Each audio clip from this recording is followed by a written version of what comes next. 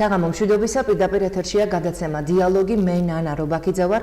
ჩვენი დღევანდელი გადაცემის სტუმრები მინდა წარმოგიდგინოთ საქართველოს უნივერსიტეტის ანთროპოლოგიის დოქტორანტი მანანა წერეთელი და რევას ტაბატაძე, რომელიც გახლავთ ევროპული ენებისა და ფილოლოგიის დეპარტამენტის ლექტორი, საერთაშორისო ტრენერი არაფორმალურ განათლებაში. ძალიან დიდი მადლობა მოგზაურობისთვის. თემა არის საკმაოდ საინტერესო და მეთანხმებით ალბათ თქვენ და ასევე ჩვენი ტელემაყურებლები, რომ ზაფხულის ციებცხელება ფაქტობრივად დაიწყო, მხედველობაში მაქვს აბიტურიენტების ციებცხელება და ისინი მათ მიერ ხდება სხვადასხვა უნივერსიტეტების შერჩევა. საინტერესოა საქართველოს უნივერსიტეტში რა ხდება, რა პროგრამები გაგაჩნიათ, ზოგადად ამ პროგრამების შესახებ კონკრეტულად რომ ვისაუბროთ, იმისათვის რომ ტელემაყურებელმა მიიღოს გარკვეული ინფორმაცია.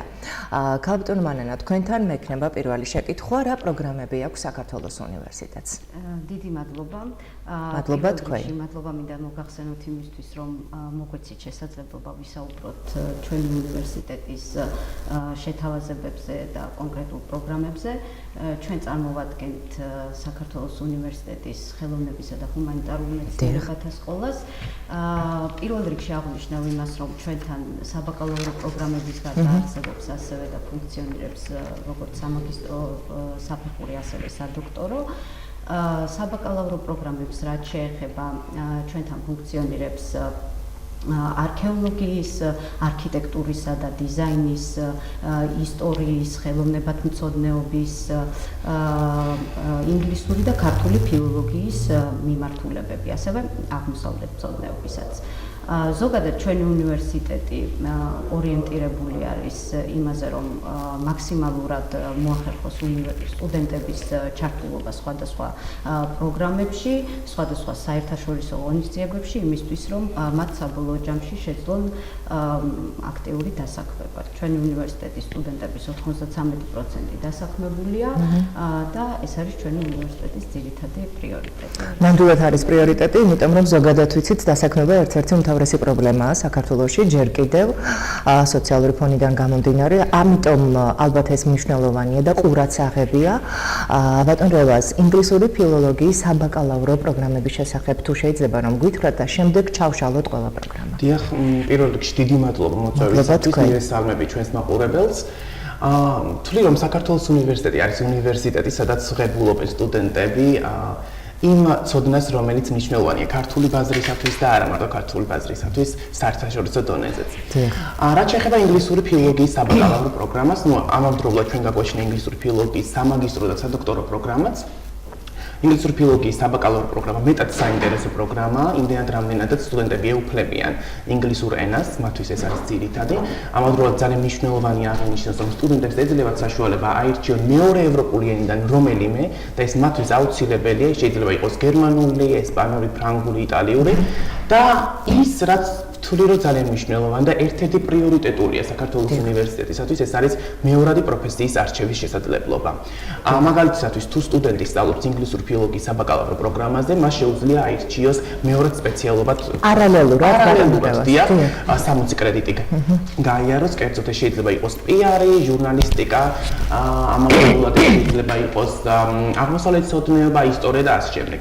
ანუ ფაქტობრივად სტუდენტი, რომელიც სწავლობს ხელოვნებისა და ჰუმანიტარულ მეცნიერებათა სკოლაში, მას შეუძლია ორი პროფესია მიიღოს, ორ პროფესიას დაეუფლოს. ეს შეიძლება იყოს ძირითადი, რა თქმა უნდა, ინგლისური ფილოლოგია და მეორადი აღმოსავლეთმცოდნეობა, ისტორია და ასე შემდეგ. ეს ყველაფერი ფიქსირდება თავისთავად დიპლომშიც და ფაქტობრივად სტუდენტი იღებს დიპლომს, სადაც უფიქსირდება ორი პროფესია.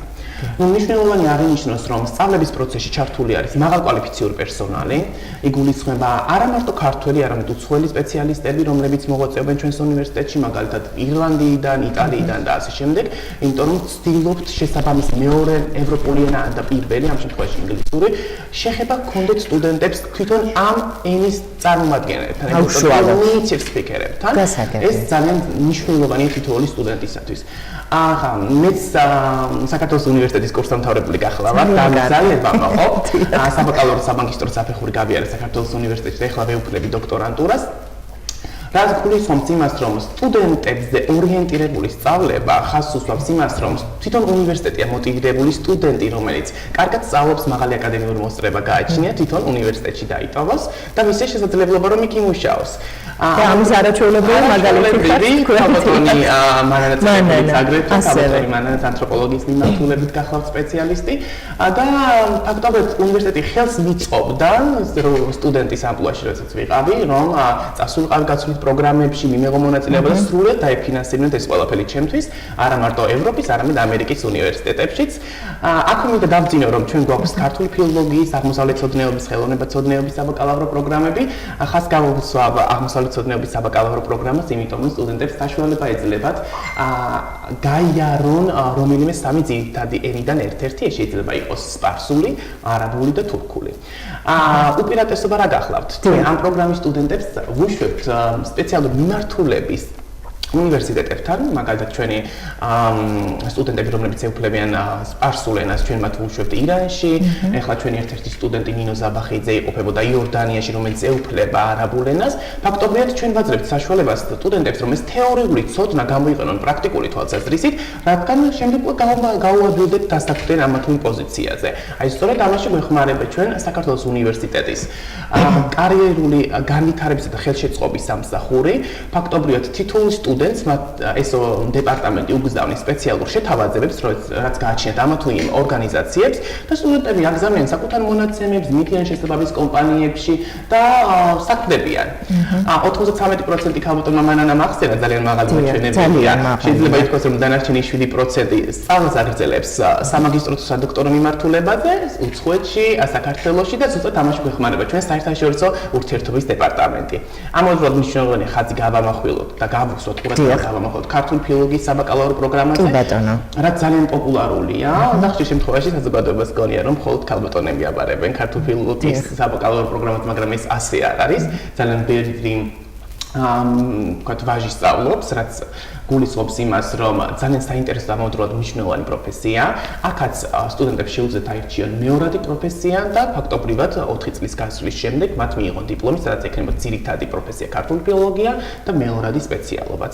და ხელოვნებათმცოდნეობის საბაკალავრო პროგრამა ძალიან საინტერესოა, იმიტომ რომ ჩვენ გაგვაჩნია ძალიან ბევრი მემორანდუმი სხვადასხვა უნივერსიტეტთან და არა მარტო უნივერსიტეტთან, ორგანიზაციებთან, რომლებიც პოტენციური დამსაქმებლები არიან სამომავლო თვალსაზრისით, ვთქვათ მუზეუმებთან და ასე შემდეგ. უნდა აღინიშნოს, რომ ერთ-ერთი ჩვენი სტუდენტი, ელინა ვალაიტე, იმყოფებოდა იტალიაში, გაცვლითი პროგრამით, სადაც მან პრაქტიკა გაიარა ხელოვნებათმცოდნეობაში. ელინა ჩემი სტუდენტიც გახდა, ძალიან კარგი აკადემიური მოსწრების სტუდენტი გახდა და ფაქტობრივად უნივერსიტეტმა მისცა საშუალება, რომ ის წასულიყო უცხოეთში, გაევლო სტაჟირება, ვთქვათ, გამოიყენებინა თეორიული ცოდნა პრაქტიკული თვალსაზრისით და ზუსტად ეს არის ის, აი აბიტურიენტებს მინდა გავუზიარო ეს ჩემი, ვთქვათ, შეხედულება საქართველოს უნივერსიტეტისადმი, რომ სწორედ საქართველოს უნივერსიტეტი ეხმარება მათ. მიიღონ თეორიული ცოდნა პრაქტიკული თვალსაზრისით, იმიტომ რომ ჩვენი ლექტორები პრაქტიკოს ლექტორები არიან და ეს ყველაფერი თეორია დარჩება, ეს პრაქტიკული თვალსაზრისით პოვებს გამოვლინებას. დიდი მადლობა ბატონ რევას, თქვენ ფაქტობრივად ისაუბრეთ უკვე საერთაშორისო გამოცდილების შესახებ, თუმცა სხვა პროგრამებში რა ხდება, ესეც მაინტერესებს. ასევე გაცვლითი პროგრამების შესახებ, დასაქმების პროგრამა ეს უკვე გამოვყავით, რომ ძალიან მნიშვნელოვანია. და არა ერთი ფაქტი და არა ერთი მაგალითი მოიყვანეთ, თუმცა ალბათ სრული ჩამონათვალი ჩვენ დღეს გადაცემაში ამის საშუალებას დროის გამო ნამდვილად არ მოგცემს, მაგრამ სახეზე ხართ ორი წარმომადგენელი, რომელიც უკვე დასაქმებული ხართ და საკმაოდ მაღალი სტატუსით. ძალიან დიდი მადლობა. ქალბატონ მანანა, საინტერესოა არქიტექტურისა და დიზაინის პროგრამის შესახებ რას გვეტყვით. ეს არ არის ახალი პროგრამა, ეს არ არის ახალი სფერო, მაგრამ დაინტერესება მიმართულებით ახალია. საინტერესოა რას ეტყვით ჩვენს ტელემაყურებელს. სწორედ ის რომ არქიტექტურისა და ინტერიერის მიმართულება ჩვენთან არსებობს, ეს არის გამოწვევაზე პასუხი, ზუსტად რა გამოწვევაც არსებობს ჩვენ ქვეყანაში ზოგადად.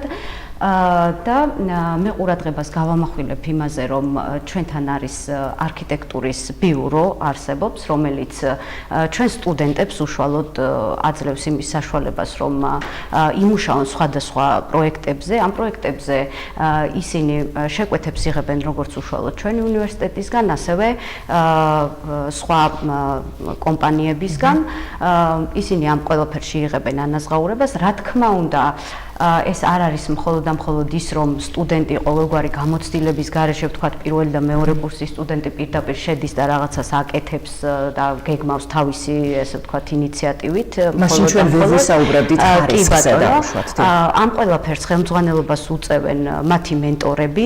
მე ასევე ყურადღება მინდა გავამახვილოს, ყველამ ძალიან კარგად იცის, რომ ჩვენი უნივერსიტეტის სტუდენტები და ამ მიმართულების კონკრეტულად პოპულარობა ზუსტად იმან განაპირობა, რომ ისინი სხვადასხვა სახის სატელევიზიო პროექტებში არიან ჩართულები. ამ შემთხვევაში ნანუკას შოუს პროექტს გულისხმობ, ეს იყო გორგიასთან, საქართველოს უნივერსიტეტთან და ნანუკას შოუსთან ერთად ერთობლივი პროექტი, სადაც ჩვენი უნივერსიტეტის პირველი კურსის სტუდენტები თავიანთ მენტორებთან ერთად საშუალებას აძლევდნენ, თქვათ, იმ ადამიანებს, რომლებსაც არ აქვთ იმის შესაძლებლობა, რომ საკუთარი სახლი გაარემონტონ ისეთ დონეზე და დაგეგმონ ინტერიერი ისეთ დონეზე, რომ მათთვის ეს იყოს ძალიან პროფესიული დონეზე და კომფორტულად შეიძლება გააკეთოს, მაგრამ ისეთი ვიზუალური სტანდარტებში ვერჯდებით. სტანდარტების შესაბამისად და სწორედ აი ამ პროექტის შემდეგ დაიწყო უკვე ამ მიმართულების ძალიან აქტიური პოპულარობა ჩვენი ქვეყნის მასშტაბით. ვიტყოდი იმას, რომ თუ ჩვენთან მოსული ნებისმიერი სტუდენტი ყველა იმ შესაძლებლობას, რასაც სავაზობს საქართველოს უნივერსიტეტი სათავისოდ გამოიყენებს, ისინი საბოლოო ჯამში ნამდვილად იქნებიან კონკურენტუნარიანები. სასურველი არის, რომ რა თქმა უნდა იყოს მაღალი აკადემიური მოსწრება იმისთვის, რომ უკვე უნივერსიტეტმა უშუალო რეკომენდაციები გაუწიოს სხვადასხვა კომპანიები იქნება ეს თუ ორგანიზაციები. დიდი მადლობა ბატონ რევას. აღმოსავლეთ მცოდნეობის პროგრამის შესახებ გვითხარით და შემდეგ ისევ დაუბრუნდები. დიახ, როგორც მოგახსენეთ, აღმოსავლეთ მცოდნეობის საბაკალავრო პროგრამა ძალიან საინტერესო პროგრამა. იმდენად რამდენადაც სტუდენტები რეგიონ მცოდნეობას ეფუძნებიან, ეუფლებიან და ამავდროულად შეუძლათ აირჩიონ სამი ენიდან ერთ-ერთი. რაც ძალიან მნიშვნელოვანია, იმიტომ რომ ეს შესაძლებლობა სტუდენტებს ხშირად არ ეძლებათ სხვადასხვა უნივერსიტეტში. ეს არის როგორც უკვე აღვნიშნე, არაბული, თურქული და სპარსული. და შესაბამის საელჩოებთან ურთიერთობით და თანამშრომლობით სტუდენტები იღებენ სხვადასხვა პროექტებში მონაწილეობას. უნდა აღინიშნოს აქ არის ძალიან მაღალი დაინტერესება, ამიტომ მეტი ინფორმაცია ალბათ მნიშვნელოვანია. მე მინდა დავამატო რამდენიმე დეტალი, რაც შეიძლება სტუდენტებს და სამომავლო სტუდენტებს დააინტერესოთ. უნდა აღინიშნოს, რომ ორშაბათს 27 მაისს საქართველოს უნივერსიტეტმა უმასპინძლა გრანდიოზულ ღონისძიებას. ეს იყო ჩვენი აღმოსავლეთ მცოდნეობის სტუდენტების მიერ დადგმული ვეფხისტყაოსანი შესაბამის ენებზე. ეს იყო ძალიან შესანიშნავი მოვლენა, საოცარი, იმდენად რამდენადაც როდესაც უყურებს სტუდენტი, რომელიც არის მეორე მესამე კურსის სტუდენტი და ასე თავისუფლად საუბრობს შესაბამის დონეზე, არაბულად, სპარსულად, თურქულად, მოწეული არის ძალიან ბევრი ადამიანი საელჩოებიდან და ისინი ძალიან დიდ კმაყოფილებას გამოთქვამენ. სწავლის ხარისხს და დონეზე საქართველოს უნივერსიტეტში ეს ძალიან მნიშვნელოვანია.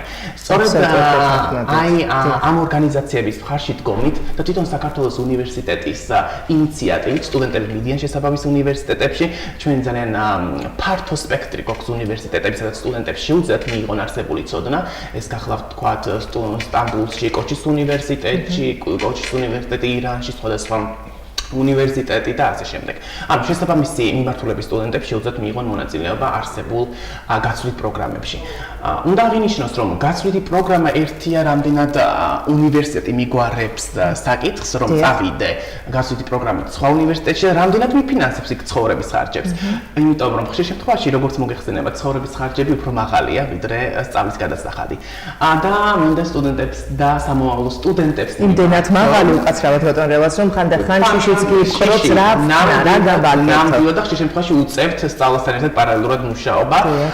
და მინდა მოგმართოთ აბიტურიენტებო, რომ ამ შემთხვევაში საქართველოს უნივერსიტეტში თქვენ გიქნებათ მაღალი აკადემიური მოსწრება, ეს თქვენთვის პრობლემას არ წარმოადგენს, რამე თუ საქართველოს უნივერსიტეტი თქვენ დაგიფინანსებთ საცხოვრებლის, კვებდის, მგზავრობის ხარჯებს და ფაქტობრივად თქვენ მიდიხართ პირდაპირ უცხო ქალაქში, უცხო უნივერსიტეტში, იღებთ ძალიან სიღრმისეულ განათლებას მოდიხართ შემდეგ უკან და ამ განათლებას ახმართ არა მარტო საქართველოს უნივერსიტეტის მთელ საქართველოს და სწორედ ეს არის ის თავარი და ძირითადი ღირებულება რაც საქართველოს უნივერსიტეტს გააჩნია ჩვენ გვინდა შექმნათ ის კადრები რომლებიც თავისუფლად დასაქმდებიან საქართველოს ბაზარზე წვრილს შეიტანენ პატიოსნად კეთილსინდისიერად არსებულ სფეროებში და ამავდროულად გააგრძელებენ სწავლას საერთაშორისო უნივერსიტეტებში ეს ძალიან მნიშვნელოვანი იმიტომ რომ ჩვენი ძალიან ბევრი კურსი დამთავრებული ხარ წამყვან უნივერსიტეტებში კიდევაც სწავლობს და აგრეთვე ძალიან კარგი პოზიციები უჭირავთ ეს არის თქვათ ის თავარი ღირებულება რაც ჩვენ საქართველოს უნივერსიტეტი ვთავაზობთ იმიტომ რომ ჩვენი სლოგანია თუ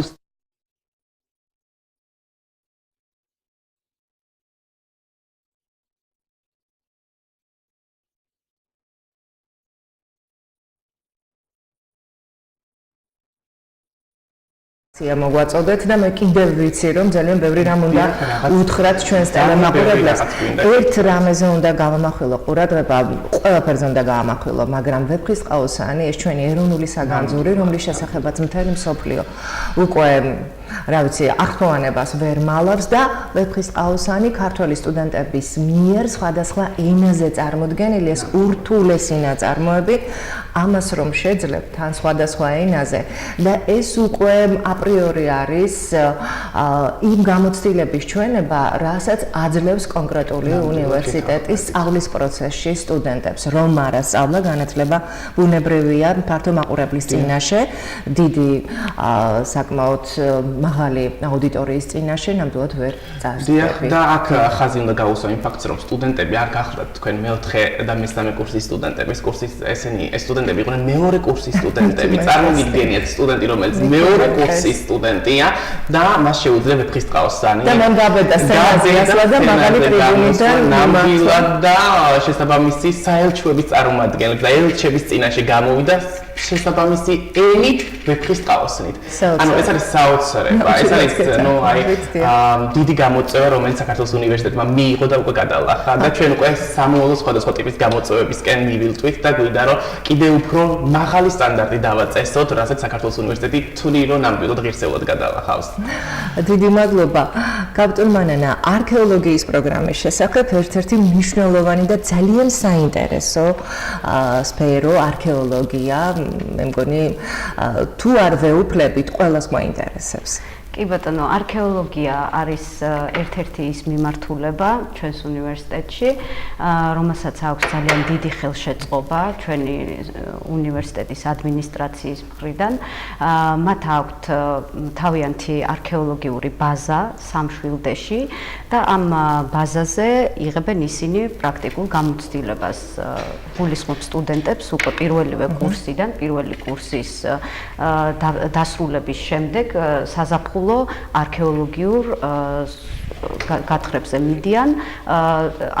ასევე ჩვენი უნივერსიტეტის სტუდენტები უკვე ის ნაწილი, ვინც წარმატებულია და ვისაც მაღალი აკადემიური მოსწრება აქვს, მიემგზავრებიან პერსეპოლისში არქეოლოგიურ გათხრებზე. ეს არის უნიკალური შესაძლებლობა. მე შემიძლია თამამად ვთქვა, რომ ჩვენ თავის დროზე გვქონდა სხვადასხვა უნივერსიტეტის სტუდენტებთან, ამ მიმართულების სტუდენტებთან შეხება და ის რომ უნივერსიტეტმა შეძლოს ასეთი მასშტაბურ პროექტში ჩართოს სტუდენტი, ეს საკმაოდ ძვირადღირებული ხარჯია და საკმაოდ რთულია ხოლმე ასეთ კონტაქტებზე გასვლა. შესაბამისად, სტუდენტებისთვის ეს არის ძალიან დიდი გამოცდილება სამომავლოდ მათი როგორც მეცნიერის მაღალ კვალიფიკაციურ დონეზე ჩამოყალიბება.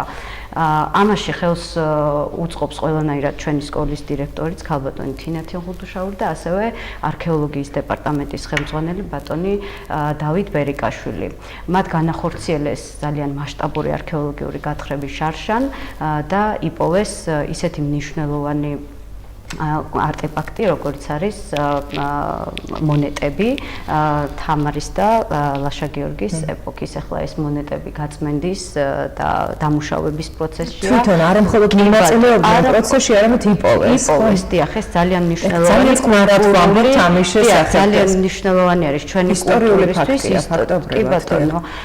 და ასევე ეს მონეტები, როდესაც გაიწმინდება და ასე ვთქვათ, სისრულეში მოვა, შემდეგ ჩვენთან უნივერსიტეტში არის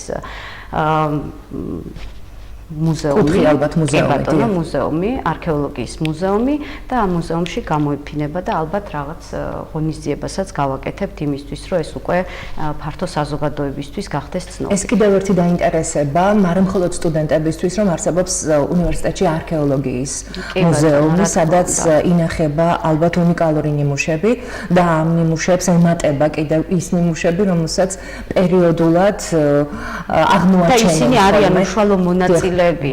ეს ძალიან ჩვენც როდესაც ჩვენ ვიყავით სტუდენტები, ჩვენც დავდიოდით ხოლმე არქეოლოგიურ გათხრებზე, ჩვენ ვიყავით ასევე აწყურში გახდით იგოეთშიდაც. მაშინაც იყო ხოლმე მნიშვნელოვანი აღმოჩენები. ამ მიმართულებით პრაქტიკულად ან დღიდან ამ უნივერსიტეტის არსებობისა ყველანაირი ხელშეწყობა იყო ყოველთვის სტუდენტებისთვის, რომ ესეთ ღონისძიებებში მიეღოთ მონაწილეობა. თუმცა ამ ეტაპზე მნიშვნელოვანი არის ის, რომ ეს არის არქეოლოგიური ბაზა, რომელიც უშუალოდ ეკუთვნის საქართველოს უნივერსიტეტს და ამ მიმართულებით ჩვენ ძალიან ბევრს მუშაობთ. ისტორიის პროგრამების შესახებ ასევე მნიშვნელოვანი ისტორიის პროგრამა შემიძლია ვთქვა, რომ ეს არის ერთ-ერთი ყველაზე აქტიური პროგრამა, თავისი ძალიან აქტიური ხელმძღვანელით, ქალბატონი ცირა ჩიკვაიძე ხელმძღვანელობს ამ მიმართულებას. ქალბატონი ცირა მაქსიმალურად არის ორიენტირებული, რომ სტუდენტებს შესაძლებლობა მისცეს სხვადასხვა საერთაშორისო პროექტებში იყვნენ ჩართული და უკანასკნელი პერიოდის განმავლობაში ისინი რამდენჯერმე გახდნენ წასული ისრაელში, ასევე პოლონეთში და ეს იყო მასპინძელი ქვეყნების მიერ დაფინანსებული. ასევე აღსანიშნავია ისიც, რომ ისტორიის მიმართულება მაქსიმალურად ცდილობს, რომ ჩვენი უნივერსიტეტის სტუდენტები ადგილობრივ ჩვენს უნივერსიტეტში იყვნენ დასაქმებულები. ეხლა სულ რამდენიმე თვის წინ უკვე ჩვენმა პირველმა ბაკალავრმა თამრიკო ლეკიაშვილმა დაიცვა უკვე დისერტაცია. ეს არის ძალიან დიდი მიღწევა ისეთი ახალგაზრდა უნივერსიტეტისთვის, როგორც არის საქართველოს უნივერსიტეტი, მაინც ახალგაზრდა უნივერსიტეტად თვითვლებით, ხო, ჩვენ სულ რაღაც 14-15 წელია რაც ვარსებობთ და შესაბამისად უკვე რომ დოქტორიც ხარისხის მქონე ადამიანები გვყავს, ესეც უკვე ძალიან მნიშვნელოვანია, რომლებმაც სამივე საფეხური პრაქტიკულად ჩვენთან გაიარეს და მათაც გამოიყენეს ის შესაძლებლობები, რა შესაძლებლობებით შესთავაზა უნივერსიტეტმა აბიტურიენტებს. დიახ, ძალიან დიდი მადლობა ბატონ რევაც. შეთავაზებები ძალიან ბევრია. ნაწილობრივ თქვენ ამის შესახებ ისაუბრეთ, დიახ. ის რომ პრაქტიკოსი ლექტორები არიან და უშუალო მონაწილეობას იღებენ პროცესებში, ამის შესახებაც ვთქვით, თუმცა კიდევ ბევრი გვაქვს სათქმელი. ძალიან საინტერესო ალბათ ერთ-ერთი საყურადღებო და მნიშვნელოვანი ფაქტი ჩვენი მოსახლეობისთვის, არა მხოლოდ საქართველოს, მაგრამ ისევ გავიმეორებ სოციალური ფონის ეს დღევანდელი რეალობის გამო გადახდა და ფინანსური ანაზღაურება. აი, როგორ ხდება თქვენთან, რა შეღავათები არსებობს და რა სთავაზობთ ზოგადად აბიტურიენტებს? ძალიან კარგი კითხვა. იმდენად რამდენადაც საქართველოს სოციალურ ფონდს თუ გავითვალისწინებთ.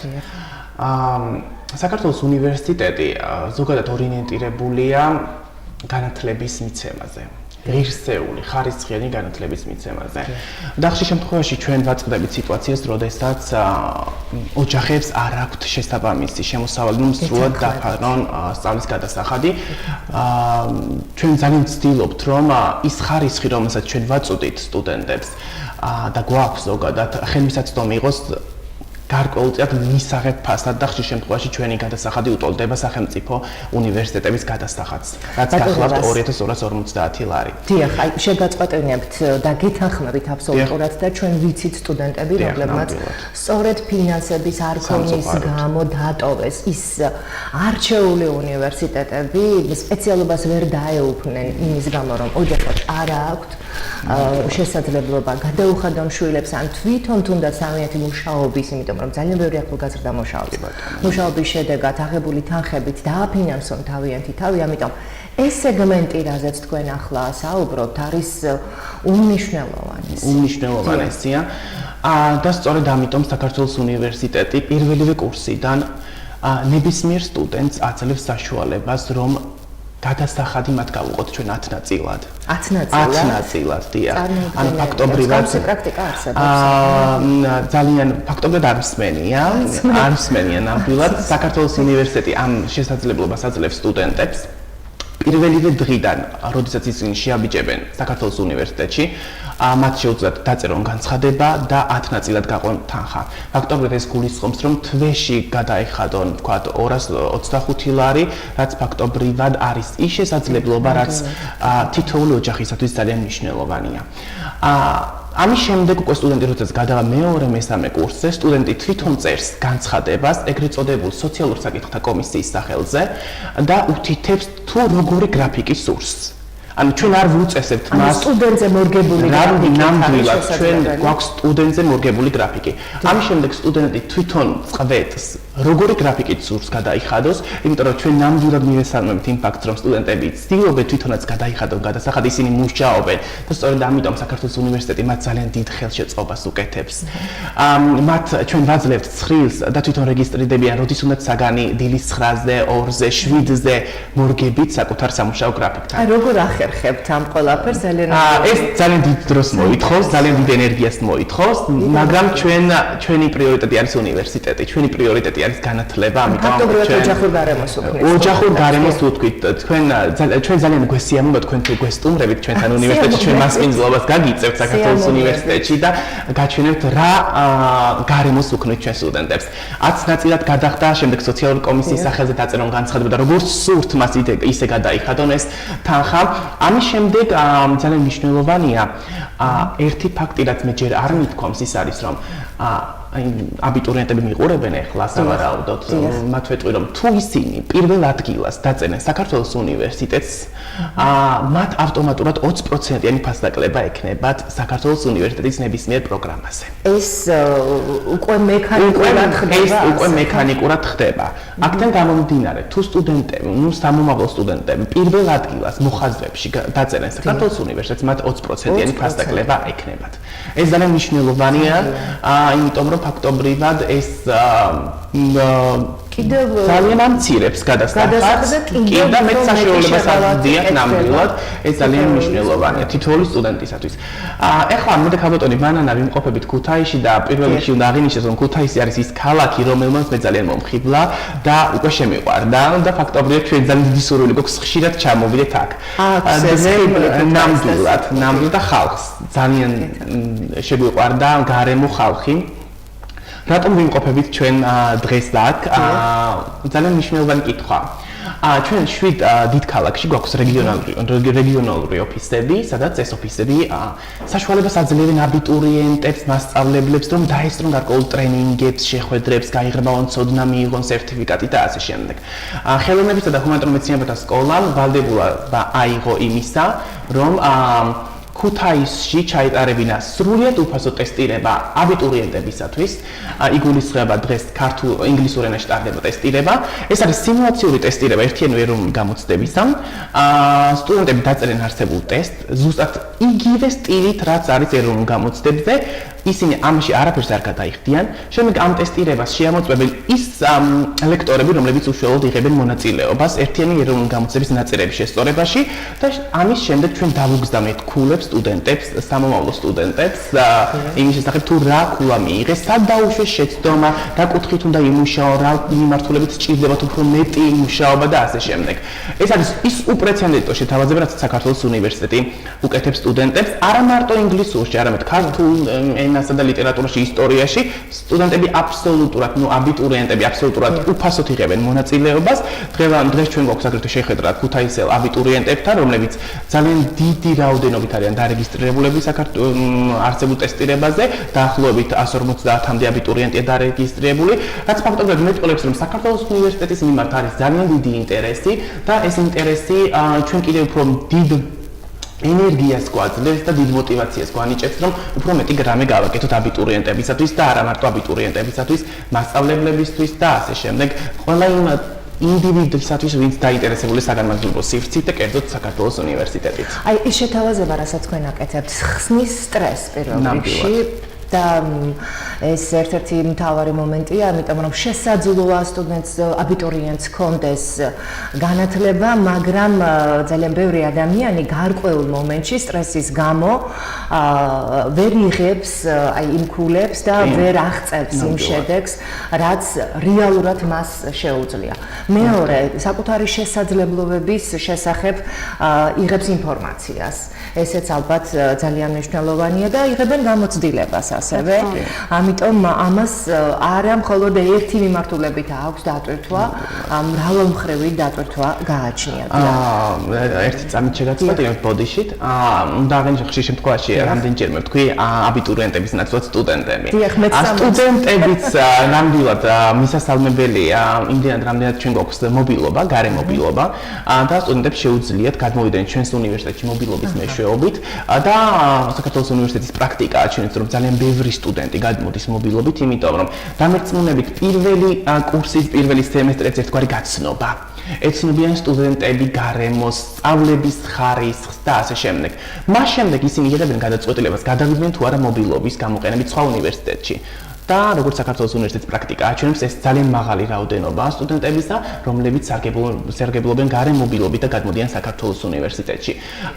ეს ეხება არა მარტო საბაკალავრო საფეხურს, ეს ეხება სამაგისტრო, სადოქტორო საფეხურს, იმიტომ რომ მიმდინარე სტუდენტების რაოდენობა გვაძლევს იმის საშუალებას, რომ თქვათ საქართველოს უნივერსიტეტი ერთ-ერთი მოწინავე უნივერსიტეტია საქართველოს ბაზარზე და აქ ძალიან მნიშვნელოვანია ყურადღება გავამახვილოთ არა მარტო ქართველ სტუდენტებზე, ჩვენ ყავს ძალიან ბევრი უცხოელი სტუდენტი, რომლებიც საქართველოს უნივერსიტეტში სწავლობენ. მათ შორის თქვათ ინგლისური ფილოლოგიის საბაკალავრო პროგრამა გვაქვს ქართველი სტუდენტებისთვისაც და გვაქვს თქვათ უცხოელი სტუდენტებისთვისაც, რომლებიც მთელი მსოფლიოს მასშტაბით ჩამოდიან საქართველოს უნივერსიტეტში. ეს ხაზს უსვამს იმ ფაქტს, რომ საქართველოს უნივერსიტეტის დიპლომი მთელ მსოფლიოში აღიარებულია და ამავდროულად ცნობადობა არის ძალიან მაღალი საქართველოს უნივერსიტეტის და იმიტომ რომ ჩვენ ყავს სტუდენტები სამხრეთ ამერიკის კონტინენტის ქვეყნებიდან, ევროპიდან, აზიიდან, აფრიკიდან და ასე შემდეგ. ანუ ფაქტობრივად ეს არის ის ფაქტი, რაც ამტკიცებს, რომ არა მარტო ქართული ბაზრისათვის შრომ საქართველოს უნივერსიტეტი ჩვენ მისიად ვიღებთ, რომ საერთაშორისო ბაზრისთვისაც მოვამზადოთ სტუდენტები. და კითხვის ნიშნები, რომელიც ძალიან ხშირად ჩნდება ხოლმე დიპლომთან დაკავშირებით, გამოადგებათ თუ არა სტუდენტებს ეს დიპლომი ჩვენი ქვეყნის საზღვრებს გარეთ, ეს კითხვის ნიშნები ამ შემთხვევაში აბსოლუტურად ნამდვილად, იმიტომ რომ ჩვენი ბაკალავრეთის კურსდამთავრებულები თავისუფლად აგრძელებენ სწავლებას სამაგისტრო საფეხურზე და შემდეგ ამისა სადოქტორო საფეხურზე. იმიტომ რომ ჩვენი პროგრამები მუშავდება არა მარტო ქართულ სპეციალისტებთან ერთად, ჩვენ პროგრამების შემუშავებაში ჩართულები არიან უცხოელი სპეციალისტები, რომლებიც რეკომენდაციებს რა თქმა უნდა ვითვალისწინებთ და ის რაც მინდოდა მე თქვა და გამოვრჩა ის გახლავთ ის რომ საბაკალავრო პროგრამები, რაზეც ჩვენ ვისაუბრეთ, ეს იყო ინგლისური ფილოლოგია, ქართული ფილოლოგია, თქვათ აღმოსავლეთმცოდნეობა და ასე შემდეგ. ყველა ამ პროგრამამ მეგობრებო, ძირფასო აბიტურიენტებო, მაყურებელო, სრული 7 წლიანი აკრედიტაცია გაიარა, უპირობო აკრედიტაცია გაიარა, რაც გულისხმობს იმას, რომ ყველა ის სწავლების მეთოდი, შედეგი, გამოყენებული ლიტერატურა და კვალიფიციური პერსონალი, ვინც არის ჩართული, სრულად აღიარებულია საქართველოს განათლებისა და მეცნიერების სამინისტროს მიერ და რა თქმა უნდა, ჩვენ 7 წელი გავაგრძელებთ სტანდარტულად მოღვაწეობას და ის პერსპექტივები, რომლებიც დასახული გვაქვს და მიზნები, ეს კიდევ უფრო გვეხმარება, რომ მივაღწევთ ყველაფერს და ამ პროცესში ჩავთვლით ჩვენი სტუდენტებიც, იმიტომ რომ ის ტრენინგები, ის კონფერენციები, რომელსაც ჩვენ ვაწყობთ საერთაშორისო ადგილობრივი, ეს არის ფაქტობრივად საშუალება იმისა, რომ თვითონ სტუდენტებმა, რომლებიც არიან მეორე, მესამე კურსზე, გამოავლინონ საკუთარი ცოდნა, მიიღონ პრაქტიკული, თქვათ, გამოცდილება და ფაქტობრივად ამავდროულად მიიღონ ის ცოდნა, რომელსაც გვიზიარებს უცხოელი საზოგადოება. ახლა თქვათ 2 დღის წინ ჩატარდა ტრენინგები შვედეთის უნივერსიტეტის წარმომადგენლების მიერ, 4 ივნის ტარდება აგრეთვე ტრენინგი, რომელიც გულისხმობს მასწავლებელზე ორიენტირებულ სწავლებიდან როგორ გადავიდეთ სტუდენტზე ორიენტირებულ სწავლებაზე და ზოგადი ტრენინგები, ახლა ვთქვათ 25 მაისს ჰქონდა მე-11 ჰუმანიტარულ მეცნიერებათა კონფერენცია საქართველოს უნივერსიტეტში, სადაც უამრავმა ადამიანმა მიიღო მონაწილეობა სხვადასხვა სექციაში და ეს არის ფაქტობრივად ის, რითაც ჩვენ ვამაყობთ, იმიტომ რომ ფაქტობრივად ლექტორსა და სტუდენტს შორის თვლი რომ ლექტორის პოზიციიდან საუბრობ, ხარ რომ არ უნდა იყოს ისეთი ზღვარი, რომ თითქოს სტუდენტს ერიდება ლექტორთან მისო და არის რაღაცა ესეთი ეტაპობრივი მიმართება მათ შორის.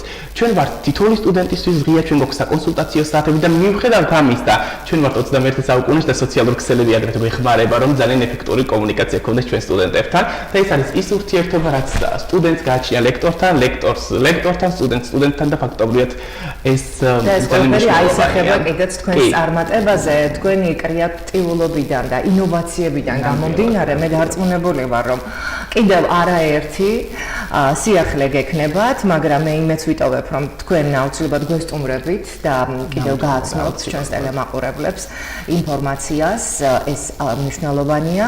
ძალიან დიდი მადლობა.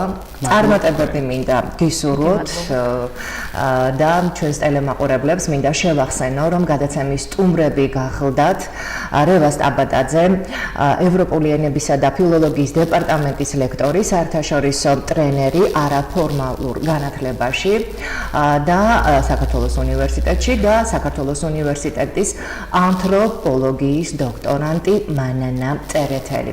კიდევ ერთხელ უღრმესი მადლობა მობრძანებისთვის, ძალიან დიდი მადლობა თქვენ თვითასო ტელემაყურებლებო, მე გემშვიდობებით მომავალ შეხვედრამდე. ნახვამდის.